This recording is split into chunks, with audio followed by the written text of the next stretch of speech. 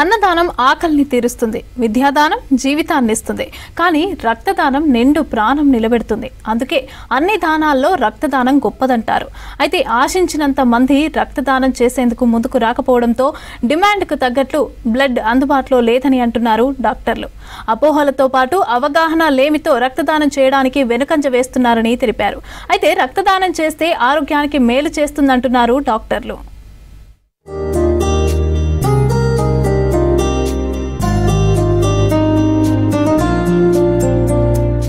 మారుతున్న జీవన అలవాట్లతో వివిధ రోగాల బారిన పడే వారి సంఖ్య పెరుగుతూనే ఉంది. క్యాన్సర్, తలసేమియా, గర్భిణీలు, వివిధ ప్రమాదాలకు గురైన వారికి అత్యవసరంగా రక్తం అందించాల్సి ఉంటుంది. అయితే పెరుగుతున్న వ్యాధులు, రోగుల సంఖ్యకు అనుగుణంగా రక్తం అందుబాటులో లేదంటున్నారు డాక్టర్లు. దేశ జనాభాలో 2% మంది రక్తదానం చేసినా రోగులందరికీ సరిపడా రక్తం అందుతుందంటున్నారు. అయితే కేవలం 0.4 నుంచి 0.6% మాత్రమే రక్తదానానికి ముందుకు వస్తున్నారని తెలిపారు. దీంతో అత్యవసర పరిస్థితుల్లో బ్లడ్ కోసం తీవ్ర ఇబ్బందులు పడాల్సి వస్తోందన్నారు. అందుకే ఈ ఏడాది ప్రపంచ రక్తదాన దినోత్సవం సందర్భంగా రక్తం ఇవ్వండి, జీవితంపై నమ్మకాన్ని ఇవ్వండి థీమ్తో వేడుకలు జరుపుతున్నామని తెలిపారు డాక్టర్లు.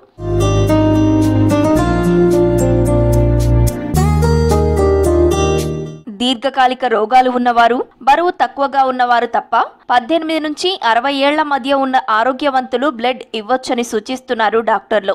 అయితే రక్తదానంపై ఉన్న అపోహలు చాలా మందిని వెనకంజ వేయిస్తున్నాయన్నారు.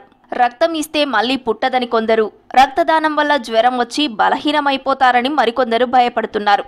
మనిషి శరీరంలో 5 నుంచి 6 లీటర్ల రక్తం ఉంటుంది.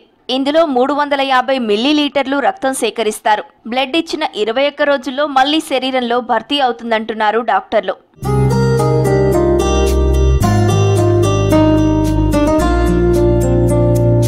బ్లడ్ సప్లై చేసేందుకు రెడ్ క్రాస్ తో పాటు ప్రభుత్వ హాస్పిటల్స్ కూడా బ్లడ్ బ్యాంకులు నిర్వహిస్తున్నాయన్నారు డాక్టర్లు. యువత ముందుకు వచ్చి రక్తదానం చేయాలని సూచిస్తున్నారు. రోజు రోజుకు పెరుగుతున్న రోగాలకు అనుగుణంగా రక్తం అందుబాటులో లేక కొందరు ప్రాణాలు కోల్పోతున్నారని తెలిపారు.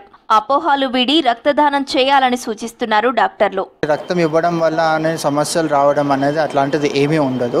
సో మనం కరెక్ట్ ప్రొసీజర్స్ ఫాలో అయ్యి తీసుకోవడం వల్ల బెనిఫిట్స్ ఉంటాయి. మనం ఎప్పుడైతే బ్లడ్ ఇవ్వాలనుకుంటున్నామో ఆ రోజు కరెక్ట్ ఫుడ్ తీసుకొని కరెక్ట్ హైడ్రేషన్ మెయింటైన్ చేసుకొని బ్లడ్ ఇస్తే ఎటువంటి ప్రాబ్లమ్స్ ఉండవు.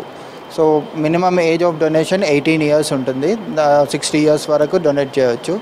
రెగ్యులర్ డోనర్స్ అయితే 65 ఇయర్స్ వరకు కూడా డొనేట్ చేయొచ్చు. డొనేషన్ చేయడానికి వస్తారు, బట్ వాళ్ళు నైట్ ఆల్కహాల్ తీసుకుపోవడం, సరిగ్గా నిద్ర లేకపోవడం, ఎక్సెసివ్ ఫిజికల్ యాక్టివిటీ చేసుకొని రావడం, ఇంకా లైక్ రీసెంట్గా ఫీవర్ హిస్టరీస్ ఏమైనా ఉన్నప్పుడు మేము టెంపరీగా రిజెక్ట్ చేస్తాం అన్నమాట. మళ్ళీ తర్వాత డొనేట్ చేయమని చెప్తూ ఉంటాము.